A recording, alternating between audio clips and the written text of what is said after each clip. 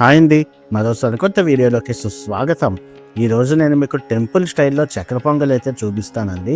దేవాలయాల్లో పెట్టే చక్కెర పొంగల్ అంటే మనందరికీ ఎంతో ఇష్టం కదా. ఇవాళ సేమ్ అలాగే అదే టేస్ట్తో, అదే కన్సిస్టెన్సీతో, మంచి నెయ్యి సువాసనతో పర్ఫెక్ట్గా చక్కెర పొంగల్ దేవాలయాల్లో ప్రసాదంలా ఇచ్చే విధంగా ఎలా చేయాలో మీకైతే క్లియర్గా చూపిస్తాను. స్టెప్ బై స్టెప్ మీకైతే ఎక్స్ప్లెయిన్ చేస్తూ చెప్తానండి. కాబట్టి ఇంకా అస్సలు ఆలస్యం చేయకుండా ఇవాళ మన రెసిపీని అయితే మొదలు పెట్టేద్దాం. పదండి వీడియోలోకి. ముందుగా ఒక ప్యాన్ తీసుకొని అందులో 3/4 కప్పు పెసరపప్పు అయితే వేసుకుందామండి. మంటను మీడియం ఫ్లేమ్లో పెట్టుకొని ఒక్క 5 నిమిషాలు కలుపుతూ ఫ్రై చేసుకుంటే ఈ పెసరపప్పు అనేది మనకి మంచి గోల్డెన్ బ్రౌన్ కలర్ వచ్చే వరకు ఫ్రై అవుతుంది. చూసారా, ఇలా వేయించుకుంటే సరిపోతుంది. ఇప్పుడు అందులో అదే కప్పు నిండుగా బియ్యం అయితే వేసేసుకుందామండి. బియ్యం వేసిన తర్వాత స్టవ్ ఆఫ్ చేసేసుకొని జస్ట్ ఆ వేడి మీద ఒక్క నిమిషం ఫ్రై చేసుకొని దీన్ని కడిగేసి తెచ్చేసుకుందాం. ఓకే అండి, ఇలా కడిగి తెచ్చుకున్న తర్వాత ఇప్పుడు అందులో ఒక్క అర స్పూన్ ఉప్పు అయితే వేసేసుకుందామండి. ఉప్పు మరీ ఎక్కువ పట్టదు, ఒక్క అర స్పూన్ అయితే సరిపోతుంది.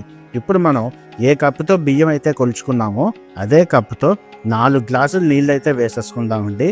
ఇలా 4 గ్లాసులు వేసుకోవడం వల్ల మనకి ఇది దేవాలయాల్లో ఇచ్చే విధంగా మంచి కన్సిస్టెన్సీలో వస్తుంది.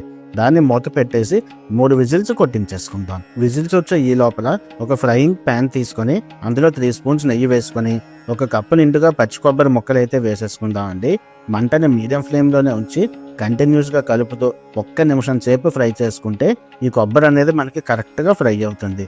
అందులో ఇప్పుడు మనకి కావాల్సిన జీడిపప్పు, కిస్మిస్ వేసేసుకుందాం అండి. ముందు జీడిపప్పు వేసుకుందాం. అది ఒక్క నిమిషం ఫ్రై చేసుకున్న తర్వాత కిస్మిస్ వేసుకుంటే మనకి కరెక్ట్ కన్సిస్టెన్సీలో ఫ్రైయింగ్ అనేది అవుతుంది. మంటనైతే కంపల్సరీ మీడియం ఫ్లేమ్లోనే ఉంచండి. ఇవి అస్సలు ఓవర్ ఫ్రై చేసుకోకండి, మొత్తం చక్కెర పొంగల్ టేస్ట్ అంతా పాడైపోతుంది. అదండి, మీరు చూస్తున్న ఈ విధంగా ఫ్రై చేసుకుంటే ఇది చక్కెర పొంగల్కి కరెక్ట్గా సరిపోతుంది. ఈ లోపల మనకి 3 విజిల్స్ కూడా వచ్చేసాయి. ఇప్పుడు మనం అదే కప్పుతో మెజర్మెంట్ తీసుకొని ఒక కప్పు నిండుగా బెల్లం అయితే వేసుకుందాం అండి. అలాగే మరొక కప్పు నిండుగా పంచదార కూడా వేసేసుకుందాం.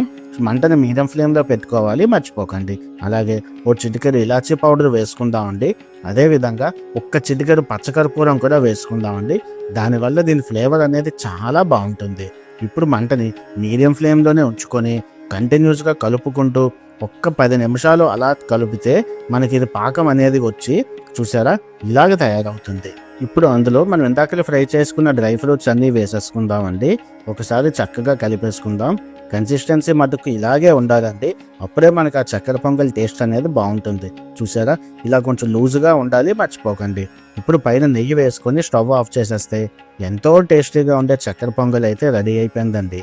ఇది చాలా మంచి కన్సిస్టెన్సీలో వచ్చింది కదా.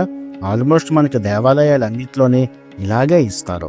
మరి ఇంత సింపుల్గా మీకు చూపించినందుకు వీడియో నచ్చితే ఒక లైక్ చేయండి. ఇలాంటి మరొక మంచి రెసిపీతో మళ్ళీ మీ ముందుకు వస్తాను. Good bye.